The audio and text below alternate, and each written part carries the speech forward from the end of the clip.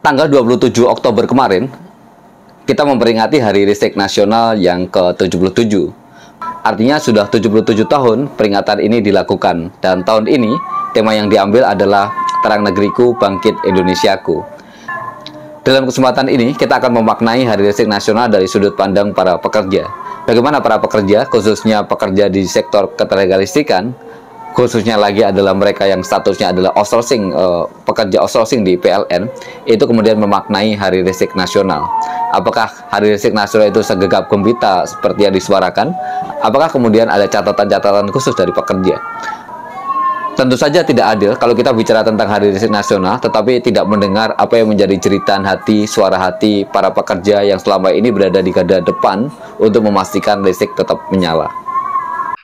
Peringatan Hari Listrik Nasional tahun ini semakin menunjukkan kebrutalan apa yang disebut dengan Omnibus Law, Undang-Undang Cipta Kerja begitu.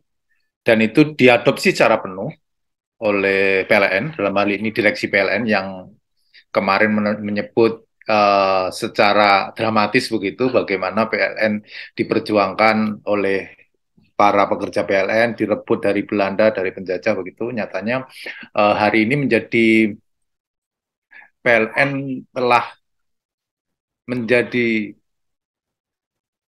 uh, sangat brutal begitulah, kira-kira begitu, memperlakukan kawan-kawan pekerja, kawan-kawan outsourcing yang bekerja sebagai yang hari ini disebut dengan tenaga ahli daya dengan diterbitkannya Perdir yang baru, Perdir 19 tahun 2022. Oleh karena itu, Hari Listrik Nasional ini menjadi tonggak penting kebangkitan kawan-kawan outsourcing PLN, kawan-kawan TAD, tenaga alih daya PLN, untuk merebut kembali apa yang pernah dinikmati sebagai hak normatif, karena hari ini dihilangkan, tidak disebutkan lagi. Kemudian mempertahankan apa yang nanti akan dicapai, meningkatkan kesejahteraan yang mestinya dinikmati. Karena apa? Sebagai elemen penting dari produksi listrik nasional, TAD PLN yang bekerja sangat keras untuk memastikan negeri ini terang benderang, nyatanya apa yang kawan-kawan terima tidak cukup memadai, artinya masih jauh daripada layak. Oleh karena itu, ini menjadi tantangan bagi kita, serikat pekerja di sektor kelistrikan, untuk meraih sebanyak mungkin anggota dari tenaga alih daya PLN yang belum berserikat. Agar apa? Dengan keanggotaan yang besar, kita punya nilai tawar yang besar juga untuk bisa mempengaruhi kebijakan, untuk bisa merubah kebijakan khususnya di lingkungan PLN yang itu merugikan para pekerja, khususnya tenaga alih daya PLN. Karena kalau bukan kawan-kawan, tidak ada yang memperjuangkan kalau bukan kawan-kawan sendiri. Itu dari saya. Selamat Hari Listrik, jangan hanya negerinya yang terang, tapi buruhnya harus juga sejahtera. Kalau kita bicara tentang Hari Listrik Nasional, tentu sebenarnya paling mendasar kenapa itu ada Hari Listrik Nasional itu adalah menyatakan bahwa disitulah dimulainya kedaulatan tentang listrik, khususnya listrik, kedaulatan. Di mana dari sejarah kan itu beralihnya pembangkit-pembangkit listrik yang tadinya milik Belanda menjadi dinasionalisasi, menjadi milik Indonesia. Artinya adalah kedaulatan. Dan kalau kita bicara kedaulatan, itu adalah bukan hanya sekedar penguasaan, tapi juga menyangkut tentang kepemilikan. Nah, kalau penguasaan itu bisa saja diartikan hanya dia menguasai, mengelola, mengendalikan, dan sebagainya. Tetapi belum tentu kita memiliki. Artinya bahwa kedaulatan itu adalah kepemilikan dan juga penguasaan. Dalam Hari Listrik Nasional ini ada dua hal. Ada dua hal yang menurut saya adalah sebenarnya Hari Listrik Nasional ini, kalau kita merayakan namanya Hari Listrik Nasional, artinya itu kan kita merayakan sebuah kelangsungan. Nah, hari ini adalah, atau tahun ini adalah ulang tahun yang Hari Listrik Nasional yang ke-77. Artinya itu akan berlanjut sampai ke 100, mungkin 150. Tapi kalau saya memaknai tahun ini, Hari Listrik Nasional itu bukan berarti itu akan berkelanjutan, tetapi akan menjadi titik balik yang nantinya akan menjadi nol. Nol, kenapa saya sampaikan nol? Nol dalam arti kedaulatan tadi, bahwa kedaulatan listrik tadi semakin tahun akan semakin nol. Jadi kalau saya menyatakan bahwa seharusnya tahun depan itu Hari Listrik Nasional yang ke-76, bukan ke-78. Karena akan menjadi titik balik menjadi nol. Dan bisa saja belum nyampe di separohnya, dia udah selesai. Intinya kita harus tetap pertahankan kedaulatan kelistrikan. Yang kedua adalah kedaulatan tenaga kerjanya di sektor kelistrikan. Tidak ada kata lain, ya kita harus mulai bergerak. Mulai bergerak. Kita tidak bisa menunggu semua bergerak, tetapi harus dimulai. Harus ada dimulai bergerak. Nah, untuk itu, kalau saya sendiri, kami dari SPE menyatakan bahwa tanggal 7 November kita akan bergerak, memulai pergerakan itu untuk perlawanan terhadap bagaimana hilangnya sebuah kedaulatan kelistrikan maupun hilangnya sebuah kedaulatan tenaga kerja yang ada di kelistrikan. Yuk mari sama-sama semuanya yang sudah siap bergerak, ayo bergerak. Tidak perlu nunggu yang lain, tidak menunggu banyak orang bergerak, tapi harus ada yang memulai untuk bergerak. Harus ada yang mulai untuk melakukan perlawanan. Saya ucapkan selamat Hari Listrik terlebih dahulu. Memang temanya sangat menggelitik bagi kami ya, bagi kami pribadi yang aktif di Serikat Pekerja. Terang ya, ini memang kalau kita lihat terang, sebenarnya kesejahteraan buruhnya yang belum terang ini. Ya. Kita ketahui bersama kalau kita flashback ke belakang, Hari Listrik itu kan bertepatan pada tanggal 1 Oktober ya, 27 Oktober 1945. Artinya itu setelah 2 bulan Indonesia merdeka, 17 Agustus 45, barulah para buruh saat itu, kalau kita lihat sejarah sedikit, buruh-buruh dan pekerja yang ada di sektor kelistrikan itu, gas dan sebagainya, melakukan perlawanan untuk merebut listrik ya saat itu. Dan ditetapkanlah pada tanggal 27 Oktober itu sebagai Hari Listrik Nasional. Kalau kita lihat sejarah seperti itu, artinya ada peran penting para buruh-buruh saat itu bagaimana menguasai agar listrik yang saat itu masih diduga oleh Jepang diambil, direbut oleh bangsa kita atau rakyat kita, para masyarakat saat itu. Merdeka ya, kita sudah merdeka ya. Namun kalau kita melihat tadi, kemerdekaan itu belum dirasakan. Dalam hal ini adalah merdeka yang untuk buruhnya, ya, untuk buruh yang berada di sektor kelistrikan, sejalan dengan adanya Hari Listrik Nasional tersebut. Bertepatan dengan momentum Hari Listrik Nasional, Bicaralah Buruh akan mengangkat satu tema terkait dengan pekerja di sektor kelistrikan, khususnya adalah pekerja outsourcing di lingkungan PLN. Hadir dalam kesempatan diskusi ini 4 orang narasumber. Yang pertama adalah Slamet Riyadi. Dia adalah Sekretaris Umum Pimpinan Pusat Serikat Pekerja Elektronik Elektrik Federasi Serikat Pekerja Metal Indonesia. Dan yang kedua adalah Happy Nurwidiatmoko. Dia adalah pimpinan dari Serbuk, Serikat Buruh Kerakyatan. Dan kemudian ada Muhammad Mahbub. Dia adalah Ketua Pimpinan Unit Kerja Serikat Pekerja Elektronik Elektrik Federasi Serikat Pekerja Metal Indonesia PT Haliora Powerindo. Dan yang keempat adalah Yanto Sulistianto. Dia ini adalah Ketua Pimpinan Cabang Serikat Pekerja Elektronik Elektrik Federasi Serikat Pekerja Metal Indonesia Purwakarta, Subang. Bersama keempat narasumber ini kita akan membahas terkait dengan bagaimana permasalahan ketenaga listrikan, khususnya adalah yang menyangkut dengan para pekerja di lingkup outsourcing PLN. Ya, itu tadi beberapa kawan sudah menyampaikan begitu ya, bahwa ternyata Hari Listrik Nasional tidak serta-merta bicara tentang gegap gempita keberhasilan, tapi juga bicara tentang bagaimana penurunan dari hak-hak normatif yang didapatkan oleh kaum buruh, degradasi dari kesejahteraan yang dialami dan terus-menerus. Dan kita mau tahu sebenarnya seperti apa sebenarnya kondisi dari para pekerja outsourcing di lingkungan PLN.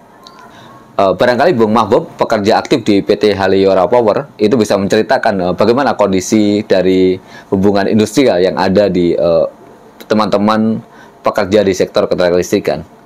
Tadi pertanyaan Bung Kahar bahwa bagaimana sih kondisi buruh ya outsourcing yang ada di PLN ya, dalam ini di bawah kenaungan Kementerian BUMN. Yang pertama, saya mengkritisi tentang tadi tema dan tidak sejalan dengan kesejahteraan yang ada di pekerja dan buruhnya itu sendiri. Tren sudah artinya 77 tahun ya, tren kesejahteraan buruhnya justru mengalami penurunan, Bung Kahar. Kenapa saya bilang itu penurunan? Kami punya histori dari beberapa perjalanan tentang kesejahteraan buruh outsourcingnya, yaitu kita mulai saja pada pertama kali adanya aturan dari PLN yang mengeluarkan SK direksi atau Perdir ya kita sebutnya, itu yang mengeluarkan adalah PLN. Itu pada tahun 2011 disebut dengan Perdir 1040. Nah, saat itu memang kondisi pengupahan bagi kami, pandangan kami itu ya sangat manusiawi lah, artinya sangat berpihak kepada kaum buruh ya. Walaupun memang ada hal-hal sedikit yang perlu kami kritisi pada saat itu Perdi 1040. Lalu beranjak kepada Perdir 500 ya, tahun 2013 itu dikeluarkan sebagai pengganti Perdi 1040 tadi. Nah, di sini barulah ada penurunan atas kesejahteraan buruh tersebut. Penurunannya adalah upah yang dulu itu adalah koefisien di angka 1,7 itu dirubah menjadi 110% atau 1,1%. Artinya di sini sudah jelas ada penurunan berapa persen itu. Ya, sudah sangat jauh penurunan dari 1,7 sampai turun menjadi 1,1%. Dan itu dibagi beberapa komponen. Dan ini pun banyak hal-hal yang kami kritisi saat itu tahun 2013. Berlanjut dari tahun 2013 lalu terbitlah peraturan yang baru adalah Perdir 0219. Ini justru malah lebih turun lagi nih Bung Kahar ya.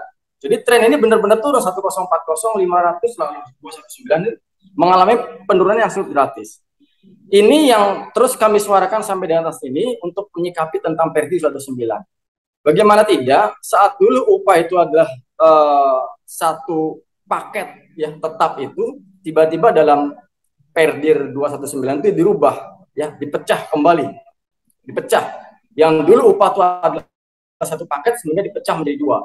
Duanya adalah yang dulu kami anggap itu adalah tunjangan tetap, tiba-tiba dalam Perdir 219 itu dianggap tidak tetap.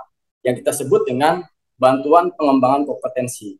Nah, bantuan kompetensi ini dianggap sebagai tunjangan tidak tetap. Nah, ini sangat merugikan kami. Dampaknya apa dari hal tersebut? Dampaknya adalah banyak hal. Salah satunya adalah iuran BPJS Ketenagakerjaan yang disetor dari vendor ke BPJS Ketenagakerjaan itu hanya dibayarkan hanya sebatas upah UMK sama TMK. Ya, hanya UMK sama TMK. Tidak upah full 1 bulan yang diterima karena tadi ada pemecahan tadi. Ya. Lalu berikutnya dampak yang berikutnya adalah pesangon. Pesangon yang dihitung pun adalah hanya sebatas faktor kalinya ya. Faktor kalinya hanya sebatas UMK dan TMK. Artinya sekali lagi tidak satu upah 1 bulan yang diterima. Artinya ada penurunan di situ. Kemudian perhitungan upah kerja lembur pun hanya berdasarkan tadi ya, tidak satu upah penuh yang diterima. Sehingga hal-hal ini yang memang kami kritisi memang bahwa kesejahteraan yang dialami oleh buruh, khususnya teman-teman outsourcing yang ada di lingkungan PLN ini benar-benar mengalami penurunan yang cukup signifikan. Entah apalagi nanti yang akan dilakukan oleh pihak PLN untuk merubah pola-pola yang yang tidak sangat berpihak kepada buruh. Ini juga ada perkembangan baru, Bung Kahar, bahwa sekarang untuk teman-teman di vendor jenis pekerjaan pencatat meter atau dealer itu sudah menerapkan per tanggal 1 November rencananya ya, per tanggal 1 November besok, itu adalah ada jenis sistem pekerjaan bersifat volume base ya. Jadi berdasarkan volume atau kita sebut dengan harian per item yang dibayar. Jadi dalam 1 bulan itu ada beberapa termin. Tanggal 1 sampai tanggal 6 fokus pada jenis tagihan ini. 7 sampai tanggal sekian ini.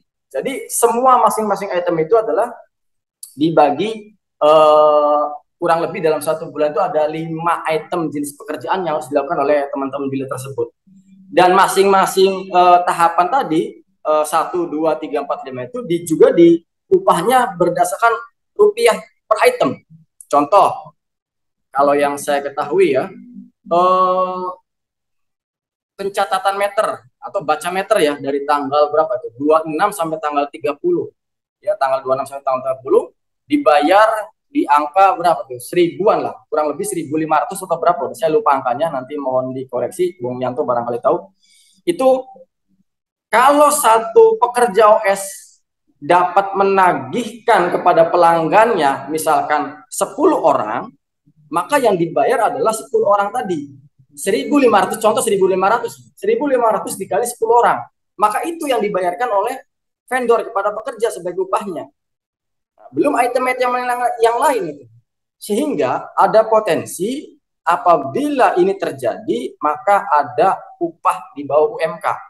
Ya, dulu yang diotak-atik adalah BPK-nya, ya, bantuan pengembangan kompetensi. Tapi sekarang bergeser dengan sistem volume based ini adalah UMK-nya yang diotak-atik, yang dibikin per hari, yang dibikin per item, sehingga hasil upah take home pay yang diterima oleh pekerja itu adalah bisa jadi akan ada berpotensi adalah di bawah UMK, upah minimum kota atau kabupaten. Mungkin itu Bung Kahar sebagai pembuka dari saya seperti itu. Dan ini kami sudah melakukan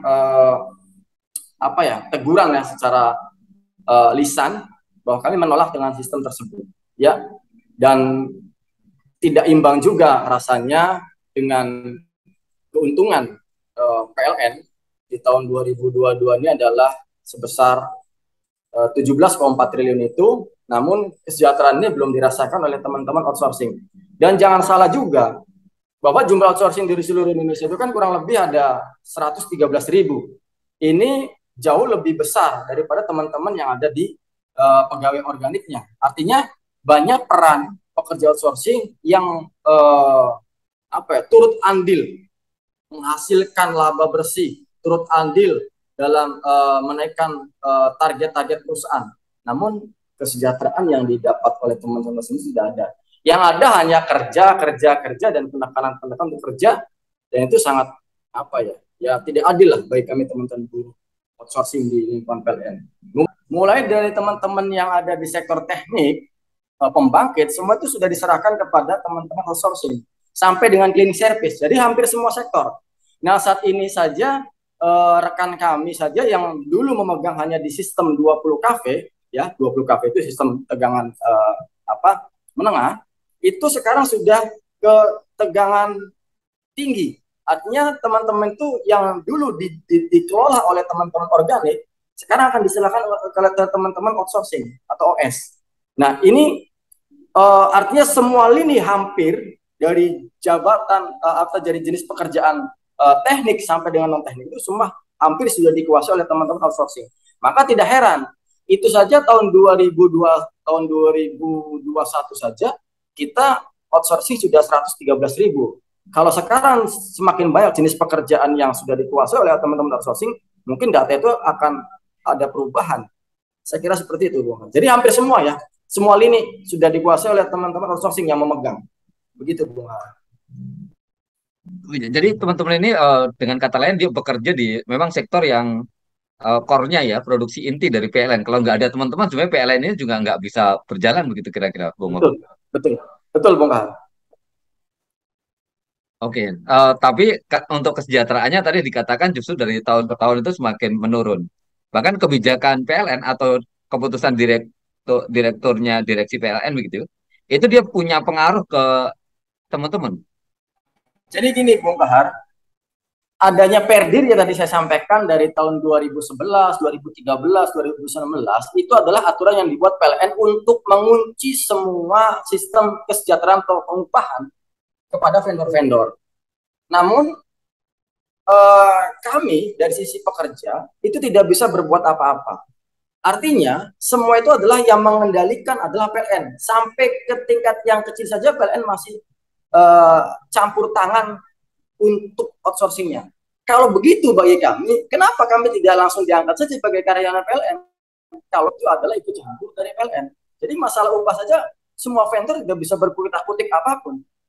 Ya, misalkan tadi tuh UMK, lalu tunjangan masa kerja, lalu bantuan pengembangan kompetensi, itu saja sudah diatur. Angkanya nggak boleh lebih dari itu. Jadi vendor tidak bisa berbuat apa-apa. Tunjangan dirubah tunjangan tetap dirubah jadi tidak tetap, itu adalah wewenangnya dari PLN yang kuat. Justru waktu saya datang ke pengawas, ini sebenarnya masalah ini adalah vendor hanya sebagai apa ya, jembatan saja, penerima pengganti uang kepada buruh. Eksekusi akhir finalnya adalah sebenarnya di PLN. Jadi PLN inilah sebenarnya yang harus menyikapi di tahun ini dengan adanya Hari Listrik Nasional tahun 2022 ini harusnya memang disikapi oleh mereka semua. Kenapa dengan kesejahteraan buruh yang semakin turun trennya, ini dengan disertai dengan keuntungan PLN di tahun 2022 adalah 17,4 triliun. Ini sebenarnya sangat apa ya, menyakitkan lah, kalau bahasanya menyakitkan teman-teman buruh. Tidak ada sepeser pun yang mereka dapatkan buruh-buruh asuransi dari atas keuntungan ini, atas kerja keras mereka itu nggak ada imbasnya buat mereka. Yang ada kerja-kerja tadi, Bung. Seperti itu. Ya, tadi Bung Mahbub sudah menjelaskan dengan rinci begitu tentang bagaimana kondisi yang ada, menggambarkan dengan detail bagaimana dari tahun ke tahun itu justru degradasi atau penurunan tingkat kesejahteraan yang mereka dapatkan. Kita juga ingin tahu, apakah kondisi ini juga dialami oleh Bung Yanto Sulistianto dan kawan-kawannya? Pekerjaan yantek atau sekarang sebetulnya udah bukan yantek lagi namanya, tapi yandal, pekerjaan kehandalan. Jadi teman-teman yandal itu bekerja dari pemeliharaan sampai dengan gangguan, dan mereka bekerja dengan sistem aplikasi, ada work order dan panel dengan target-target yang harus mereka penuhi, sehingga kalau bahasa kawan-kawan dari PLN itu, anak-anak yandal nggak boleh sakit. Jadi benar-benar pekerjaannya diperas itu kan tenaganya. Apalagi dengan sekarang musim hujan gitu kan, tetap target-target itu harus dicapai per hari, per minggu, dan per bulannya. Itu membuat kawan-kawan akhirnya ada kelelahan dalam bekerja. Ada, kalau di K3 mungkin namanya unsafe kondisi, ketika kawan-kawan bekerja di porsir. Apalagi ketika kawan-kawan ada yang sakit dan jumlah nilai kehadirannya otomatis berkurang. Ketika berkurang, kawan-kawan ketika mulai sembuh, mereka diharuskan mengejar ketinggalan tiga harinya itu untuk mengejar nilai itu yang kehadiran itu yang mesti tercapai, gitu kan. Akhirnya kawan-kawan bekerja mungkin bukan serampangan buat apa ya, seperti benar-benar diperbudak gitu, nggak boleh sakit. Akhirnya ketika kawan-kawan sakit pun dipaksakan untuk bekerja. Untungnya kawan-kawan yang sudah berserikat, mereka masih bisa melawan. Ketika kawan-kawan sakit dan bisa dibela, ada advokasinya. Tapi kawan-kawan ini yang yandal, yang justru belum ada serikat pekerjanya, ini yang saya khawatirkan. Justru kenapa banyak terjadi kecelakaan akhir-akhir ini kan di yandal, terutama di musim hujan seperti ini, Bung. Ya, ya seperti itu, Bung Har, tadi kalau misal termonitor suara saya di sana. Oke, lantas menurut Bung Yanto, makna Hari Listrik Nasional tahun ini seperti apa, Bung? Ya, bagi saya Hari Listrik Nasional ke-77 ini benar kata Bung Sekum, ini kemunduran gitu kan. BUMN yang seharusnya di garda terdepan dalam mensejahterakan rakyatnya, mensejahterakan buruhnya, justru malah terbalik. Yang ada mereka justru menyengsarakan buruhnya dengan target-target kerja yang semakin tinggi tiap tahunnya. Dengan upah yang terdegradasi yang seharusnya tiap tahunnya naik karena kebutuhannya pun ikut naik, justru ini dengan periode yang baru revisian itu malah down gitu kan. Kerjaan yang status pekerjaan yang dulunya PKWTT akan di PKWT kan dengan status borongan kerja. Ini kemunduran, bukan kemajuan bagi saya. Hari listrik nasional 77 ini benar harusnya mundur ke 76, 75, bukan 77 ke atas gitu. Tadi adalah cerita tentang bagaimana kisah pilu para pekerja di sektor keterlistrikan, terutama adalah mereka yang menyandang status sebagai outsourcing PLN. Mereka berada di garda depan begitu untuk membuat listrik tetap menyala, membuat listrik bisa dikonsumsi oleh masyarakat. Tetapi dari cerita tadi bisa kita lihat nasibnya masih terabaikan, belum mendapatkan kesejahteraan sebagaimana yang diharapkan. Berikutnya saya akan beralih ke Bung Happy. Bung Happy, ini kondisinya sangat miris. Hari Listrik Nasional yang baru saja kita lewati, itu ternyata juga tidak banyak menyinggung terkait dengan kesejahteraan yang dialami oleh mereka yang bekerja di sektor keterlistrikan. Lantas, bagaimana kita menyikapi hal ini? Permasalahan tentang keterlistrikan yang seolah-olah jauh dari para pekerjanya, seolah-olah mengabaikan dari para buruh yang bekerja di sektor ini. Padahal kalau kita bicara tentang terang negeriku dan bangkit Indonesiaku, maka tidak bisa lepas dari peran para pekerja yang berada di sektor keterlistrikan. Bagaimana pandangan Bung Happy terkait dengan hal itu? Kalau bagi kami begitu melihat atau momentum Hari Listrik tahun ini yang ke-77 itu ada dua hal penting. Iya, dua hal penting yang perlu atau patut kita simak gitu. Yaitu satu,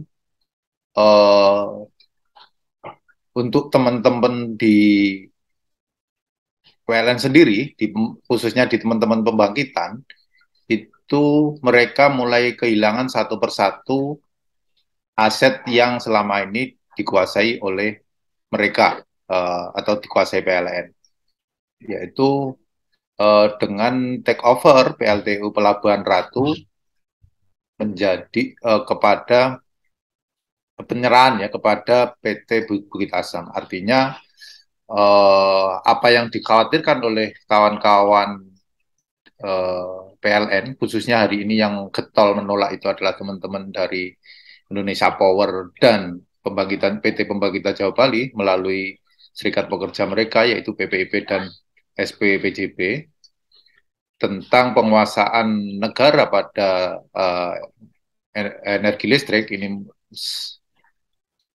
mulai artinya sudah berjalan privatisasi melalui berbagai macam skema yang sebenarnya sudah berkali-kali gagal dilegalisasi, yaitu melalui Undang-Undang Kelistrikan 2003 ya, 2009, kemudian DJR tahun 2016, kemudian yang terakhir memang lolos di Undang-Undang Cipta Kerja gitu. Nah, itu pertama. Yang kedua, menyambung yang disampaikan Bung Mahbub, di peringatan Hari Listrik Nasional ini kita juga harus menyaksikan apa yang disebut dengan edaran direksi ya, nomor 019 tahun 2022 tentang standar prosedur pengelolaan alih daya di lingkungan PT PLN. Dua hal yang menurut saya patut kita, kalau bahasanya Mas Slamet, saya mensitir Bung Slamet itu, ini aturan ini sudah brutal, makanya kita harus ngawur juga untuk melawannya begitu. Nah, ada dua hal penting. Pertama, berubahnya sistem pemborongan menjadi sistem berbasis volume, yang itu itu berdampak serius begini. Satu, menghilangkan aspek-aspek perlindungan ketenaga kerjaan. Salah satu, kalau nggak salah ya, di pasal 13 itu dihilangkan bahwa PLN sebagai direksi pekerjaan macam-macam itu mengawasi tentang ketenaga kerjaan bagi tenaga alih daya. Itu dihilangkan. Artinya tidak ada lagi aspek pengawasan, tidak ada lagi aspek perlindungan terhadap pekerja yang kemudian menjadi tenaga alih daya berbasis volume ini. Ini memang menurut saya hal yang perlu kita highlight bagaimana ke depan ini menjadi persoalan yang serius. Tadi Bung Mahfud juga sudah menyampaikan bahwa ini persoalan yang tidak bisa dibiarkan. Aspek menghilangkan menghilangkan orang dalam arti tidak dianggap lagi sebagai manusia ya dalam praktek volume based ini, artinya yang dinilai hanya soal bagaimana pekerjaan A, katakanlah pembacaan meter itu selesai. Dia tidak lagi melihat bagaimana penerapan hak normatifnya, bagaimana insentif itu nggak dilihat. Yang dilihat adalah pekerjaan selesai, entah itu dikerjakan dengan terbang sambil berlari, itu nggak dilihat. Padahal salah satu aspek dari sebuah industri itu yang paling penting adalah manusianya. Dan ini mulai dihilangkan di sini. Nah, itu yang sayangnya di Gegap Gempita Ahli Listrik Nasional yang ke-77 ini kita harus menyaksikan dua hal yang itu sangat mengerikan begitu. Satu, hilangnya aspek penguasaan negara, kedua menghilangkan aspek manusia, perlindungan tenaga kerja melalui edaran direksi nomor 19 tahun 2022. Ini menjadi satu ironi begitu ketika dalam peringatan tahun ini disambut dengan gembira, nyatanya aspek penting itu dihilangkan di dalam PLN. Oleh karena itu ini tantangan bagi teman-teman yang bekerja di sektor kelistrikan untuk kembali merebut, artinya apa yang mesti kita rebut, yaitu pertama menurut saya begini, bagaimana perlindungan terhadap keselamatan, perlindungan terhadap kesejahteraan bagi tenaga kerja alih daya. Karena kalau kita salah satu aspek begini, kalau kita melihat saya juga di Kiriman Selamat itu dengan angka proyek yang diterapkan oleh melalui edaran baru ini memang naik. Katakanlah di salah satu di Cirebon mungkin ya kalau nggak salah, itu ada kenaikan dari 71 tahun, nilai proyeknya dari 70 miliar menjadi 75 miliar begitu. Memang PLN mungkin akan bertambah kos di situ, tapi PLN akan mendapatkan keuntungan besar dengan tidak mengurusi hal-hal yang bersifat keselamatan kerja, bersifat yang mengurusi kemanusiaan, karena ini kan menjadi sangat penting sebenarnya, yang nilainya saya pikir lebih dari, ya harus kita yakini nilainya lebih dari 5 miliar, bahkan bisa 100 miliar. Keselamatan orang ini kan tidak bisa digantikan dengan itu. Mereka secara nilai mengeluarkan lebih besar 5 miliar, tapi secara keuntungan mereka tidak harus berhadapan dengan kasus-kasus ketenaga kerjaan, itu nilainya kan juga besar. Saya pikir itu yang ironinya itu di Hari Listrik tahun ini yang ke-77. Sayangnya memang belum cukup menjadi perhatian di teman-teman organik. Ini bisa kita sampaikan ke mereka bahwa inilah ada persoalan yang sangat serius, yang itu pada intinya akan merugikan mayoritas pekerja, mayoritas buruh yang bekerja di sektor atau di industri kelistrikan nasional. Begitu, Bung. Ya, makin jelas begitu ya, bagaimana tadi Bung Happy menjelaskan tentang permasalahan-permasalahan yang ada. Sebelumnya juga Bung Mahbub dan Bung Yanto itu menjelaskan terkait dengan permasalahan yang mereka hadapi langsung sebagai pekerja yang ada di lapangan. Dan kita akan beralih kepada Bung Slamet Riyadi. Bung Slamet ini adalah sebagai Sekretaris Umum Serikat Pekerja Elektronik Elektrik, yang di dalamnya ada puluhan unit kerja yang menaungi pekerja di sektor outsourcing PLN, pekerja di ketenaga listrikan. Apa catatan Bung Slamet terkait dengan Hari Listrik ini? Kalau kita bicara tentang Hari Listrik Nasional, tentu sebenarnya paling mendasar kenapa itu ada Hari Listrik Nasional itu adalah menyatakan bahwa disitulah dimulainya kedaulatan tentang listrik, khususnya listrik, kedaulatan. Di mana dari sejarah kan itu beralihnya pembangkit-pembangkit listrik yang tadinya milik Belanda menjadi dinasionalisasi, menjadi milik Indonesia. Artinya adalah kedaulatan. Dan kalau kita bicara kedaulatan, itu adalah bukan hanya sekedar penguasaan, tapi juga menyangkut tentang kepemilikan.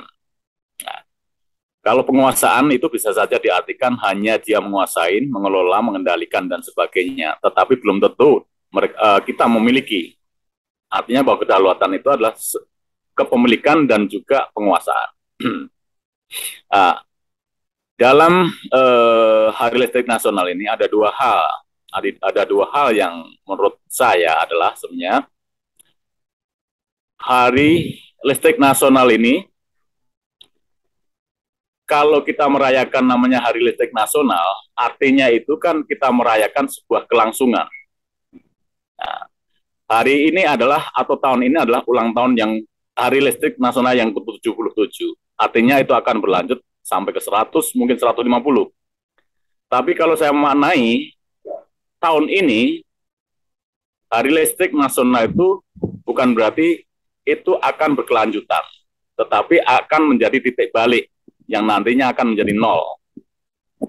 Nol, kenapa saya sampaikan nol? Nol dalam arti kedaulatan tadi, bahwa kedaulatan listrik tadi semakin tahun akan semakin nol. Jadi kalau saya menyatakan bahwa seharusnya tahun depan itu Hari Listrik Nasional yang ke-76, bukan ke-78. Karena akan menjadi titik balik menjadi nol. Dan bisa saja belum nyampe di separohnya, dia udah selesai.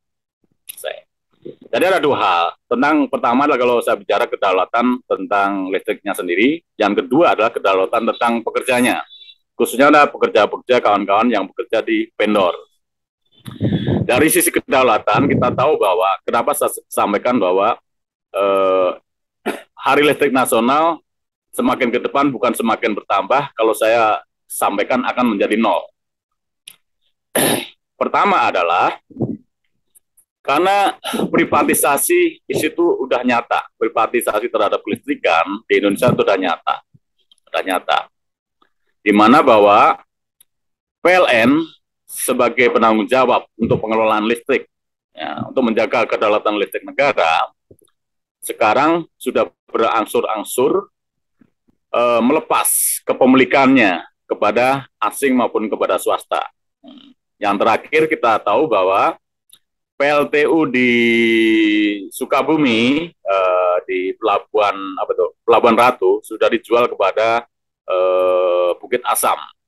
Nah, Bukit Asam artinya adalah bahwa PLN telah melepaskan penguasaan kepemilikan negara yang tadinya pembangkit listrik itu dikuasai oleh negara melalui PLN, sudah dijual kepada pihak swasta yaitu PT Bukit Asam. Dan kita melihat juga bahwa tentang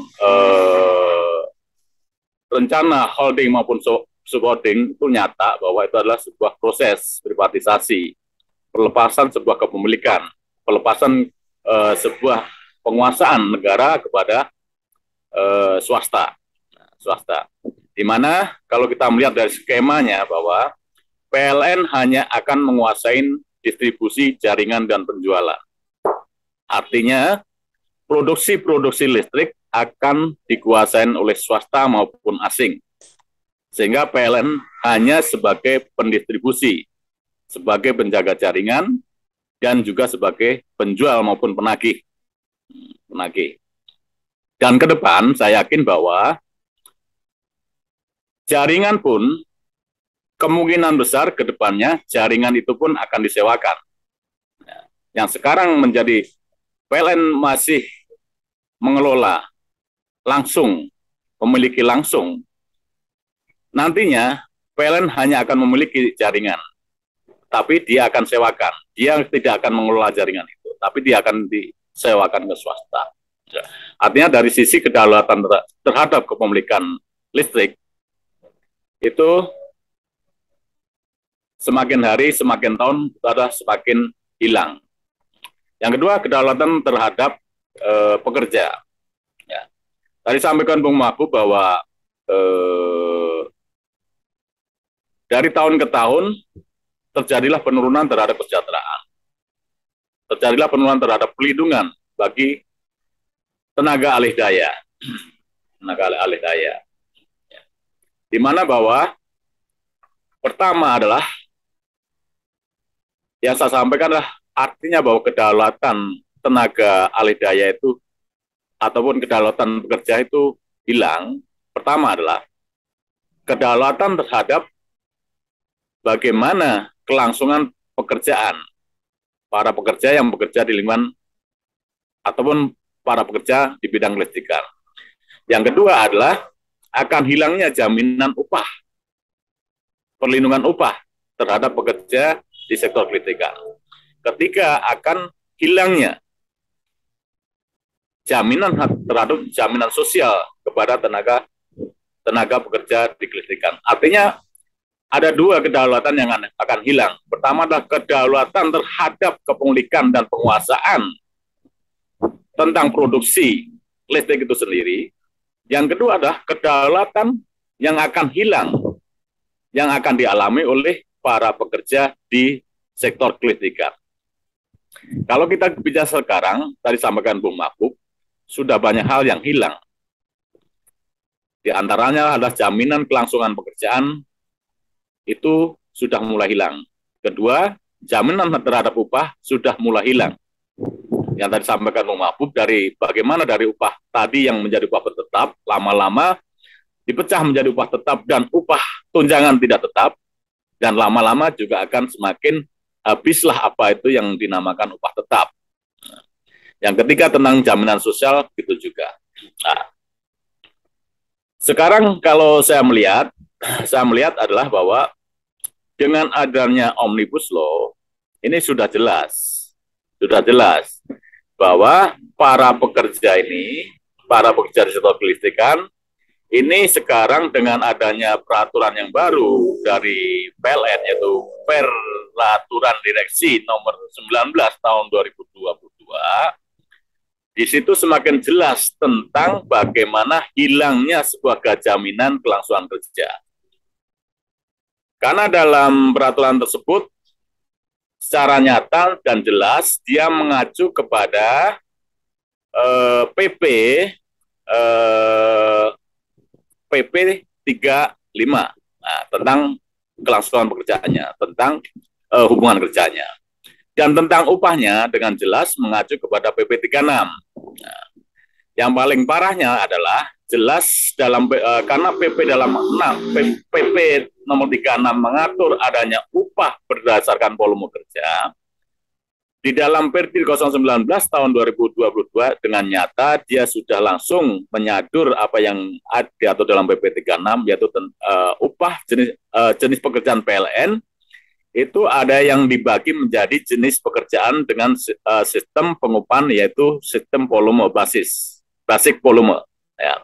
Artinya kawan-kawan yang menjadi pekerja TAD sekarang, yang tadinya upahnya itu sudah pasti, di mana upah sebelumnya adalah pasti, yang sebelum tahun 2011 pasti upahnya adalah waktu itu adalah 120% sampai 220%, itu pasti. Nah, dengan adanya sistem pengupahan yang diatur dalam PP 36 dalam sebagai turunan Undang-Undang Cipta Kerja, di Perdi 19 tahun 2022 menganut juga sistem pengupahan dengan namanya sistem berdasarkan volume. Artinya itu para pekerja OSPLN nanti akan diupah berdasarkan volume pekerjaan. Nah, volume pekerjaan. Artinya karena upahnya dengan menggunakan sistem volume pekerjaan, maka yang terjadi adalah berimpas kepada hubungan kerja. Hubungan kerja bisa dipastikan nanti akan berubah dari yang tadinya pekerja tetap menjadi pekerja burongan. Ya, burongan. Karena upahnya ada berdasarkan volume pekerjaan. Volume pekerjaan. Lah, karena upahnya berdasarkan volume pekerjaan, jenis pekerjaan burongan, ya, hubungan kerjanya hubungan kerja bisa menjadi harian, bisa menjadi hubungan kalau jenis pekerjaan burongan, kemungkinan besar adalah hubungan kerjanya adalah sebagai kontrak harian. Artinya kalau hubungan kerjanya menjadi kontrak harian, kemungkinan besar dan sangat pasti jaminan sosialnya tidak ada. Dia tidak akan mendapatkan hak BPJS Kesehatan. Dia tidak akan mendapatkan hak BPJS Tenaga Kerja. Artinya kedaulatan tentang jaminan terhadap kelangsungan pekerjaan atau hubungan kerjanya nggak ada, hilang. Jaminan terhadap kelangsungan upahnya hilang karena dia akan menjadi harian. Ketiga, jaminan sosialnya nggak ada. Karena apa? Karena tadi statusnya adalah sebagai pekerja kontrak harian yang dimungkinkan dia hanya bekerja, bisa saja dalam 1 bulan hanya bekerja selama 5 hari. Bisa saja dalam 1 bulan kerja dia hanya bekerja 2 hari. Bisa juga dia dalam 1 bulan kerja mungkin tidak ada pekerjaan yang sama sekali bisa dikerjakan. Itu tentang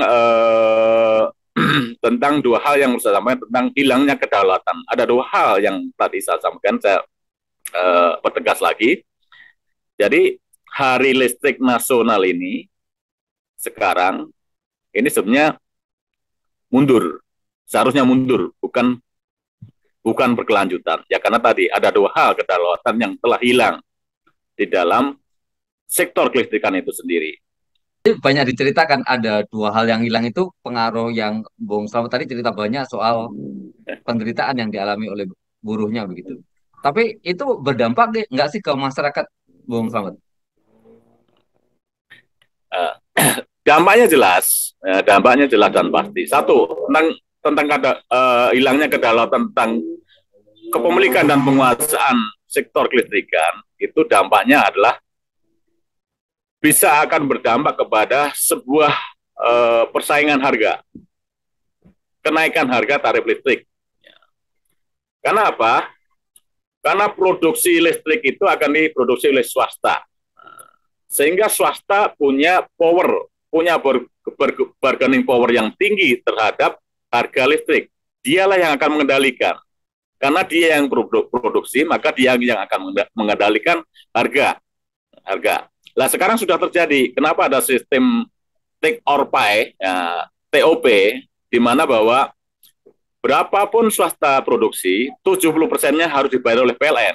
Artinya itu kan sudah sebuah pengendalian terhadap harga. Artinya swasta sudah berkuasa penuh, terhadap harga yang harus dibayar oleh konsumen.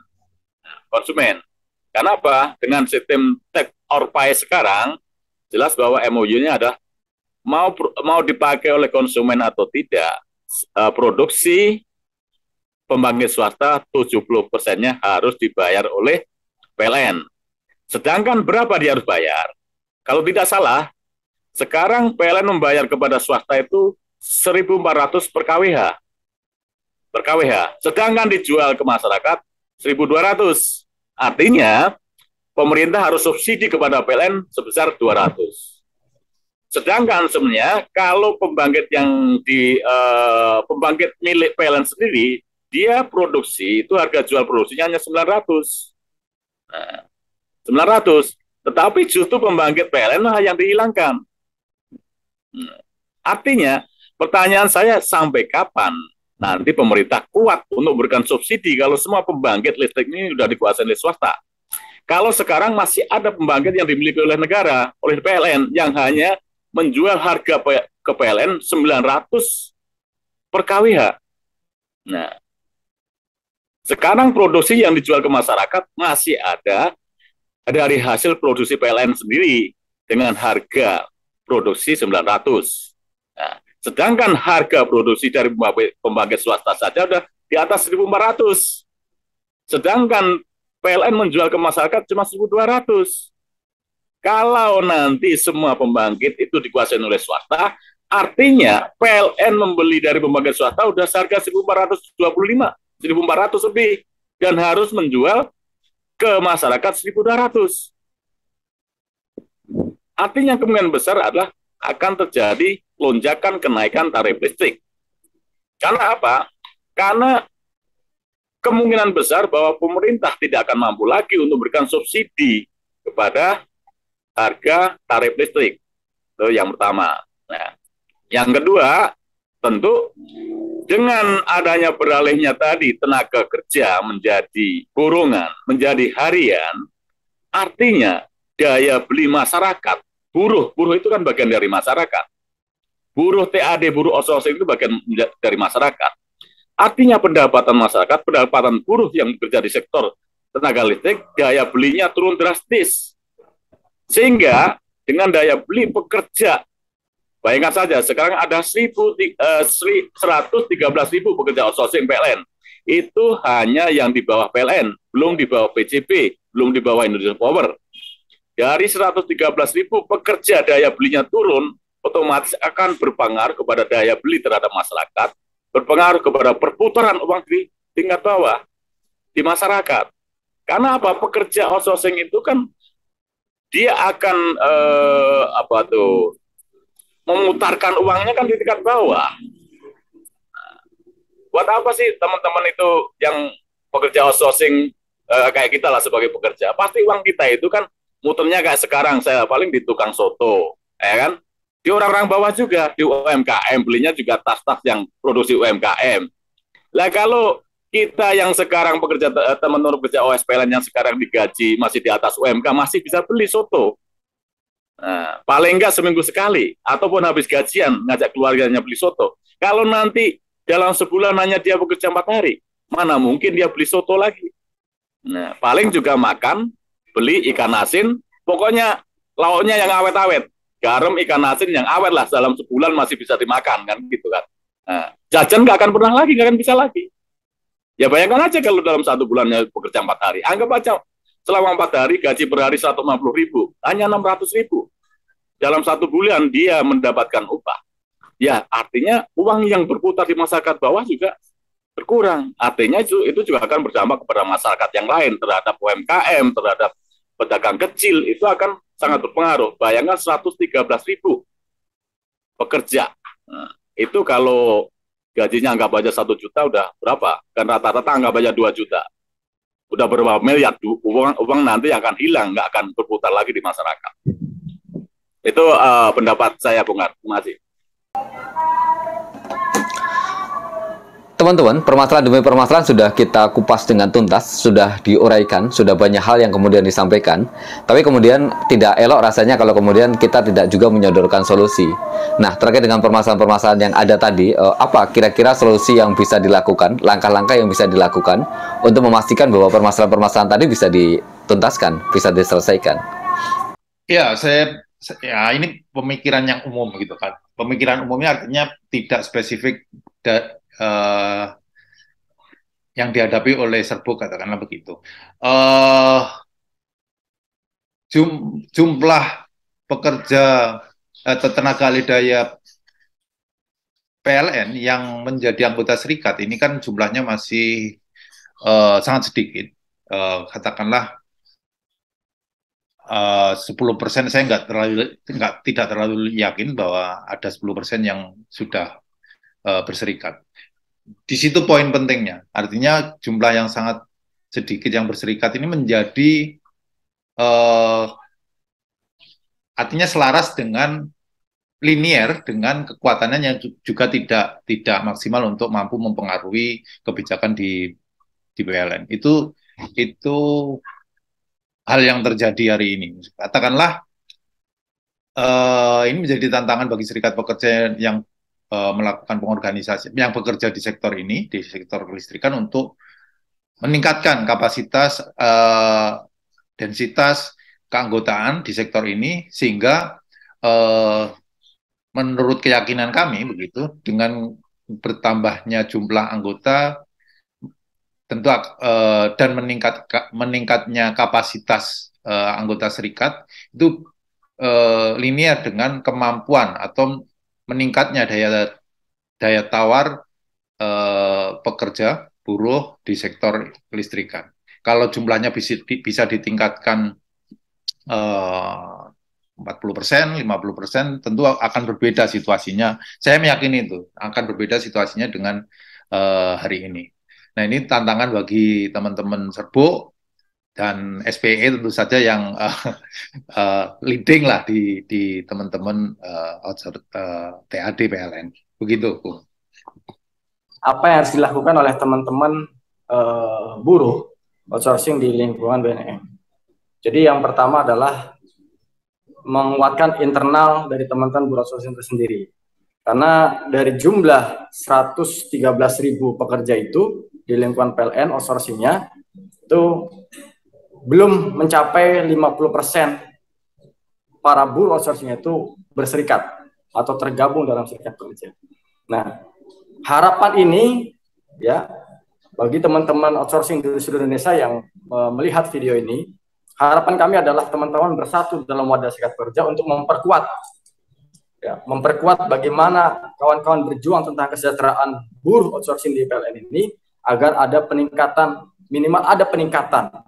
Karena sudah di depan mata kita semua dan kita saksikan bersama-sama, tadi ada pemaparan Bung Happy, pemaparan Bung Islam, pemaparan Bung Wianto dan sebagainya, sudah sangat nyata di depan bahwa Hari Listrik Nasional ke-77 ini adalah kembali kepada titik perjuangan pada saat 27/1/1945. Kita berjuang merebut kekuasaan listrik asing dan kita menangkan kepada kita, dan akhirnya sekarang secara perlahan-lahan tadi secara singkat Muslim menyampaikan akan dilimpahkan, diserahkan kepada pihak asing.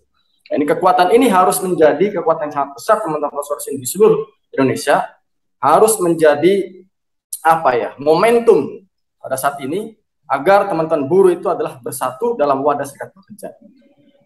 PLN boleh mengambil keuntungan sebesar-besarnya, namun dengan sistem yang saat ini jangan sampai mengkerdilkan kesejahteraan buruh outsourcing di seluruh Indonesia.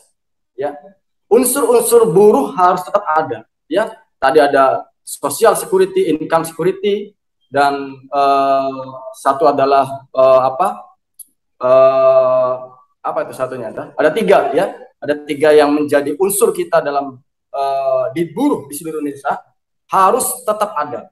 Nah, ini akan menjadi ancaman berikutnya kepada kita semua.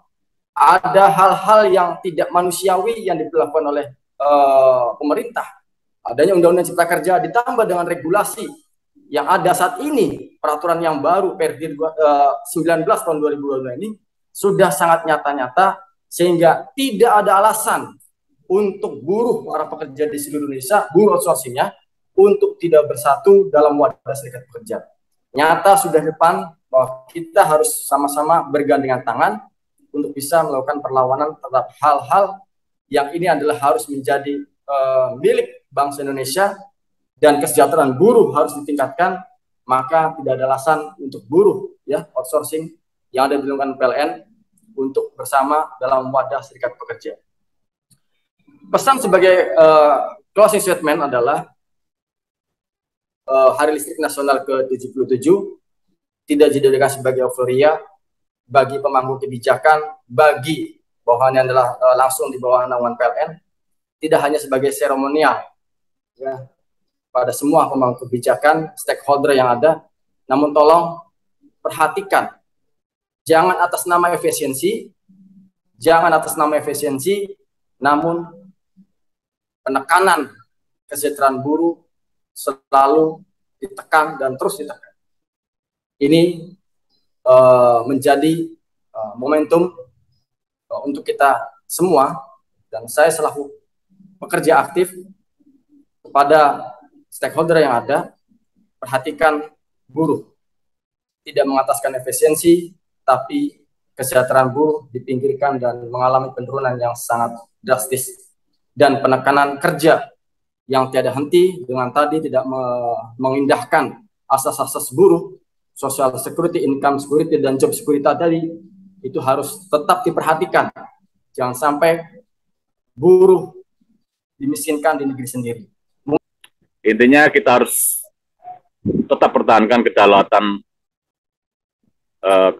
kelistrikan. Yang kedua adalah kedaulatan tenaga kerjanya di sektor kelistrikan.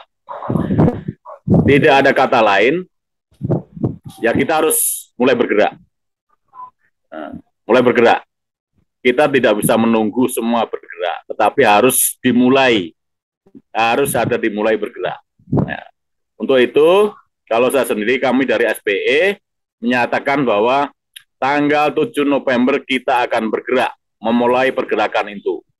Untuk perlawanan terhadap bagaimana hilangnya sebuah kedaulatan kelistrikan maupun hilangnya sebuah kedaulatan tenaga kerja yang ada di kelistrikan. Yuk mari sama-sama semuanya yang sudah siap bergerak, ayo bergerak. Tidak perlu nunggu yang lain, tidak menunggu banyak orang bergerak, tapi harus ada yang memulai untuk bergerak. Harus ada yang mulai untuk melakukan perlawanan. Teman-teman, demikian tadi diskusi kita pada hari ini. Saya kira ini menjadi satu diskusi yang akan memantik langkah-langkah berikutnya. Karena kita tidak berhenti pada sebatas diskusi, kita tidak berhenti pada tahapan ini. Akan ada langkah lanjutan yang akan kita lakukan, ada gerakan nyata yang akan kita kerjakan untuk memastikan perbaikan itu bisa diwujudkan. Karena bagaimanapun gerakan serikat buruh adalah gerakan yang tidak akan diam ketika melihat penindasan, gerakan yang tidak akan diam ketika melihat penurunan kesejahteraan, dan mereka pasti akan berjuang untuk memastikan hari-hari esok itu benar-benar terang, tidak hanya bagi Indonesia tapi juga bagi tenaga kerjanya. Demikian, mohon maaf kalau ada kekurangan. Sampai jumpa dalam diskusi berikutnya. See you.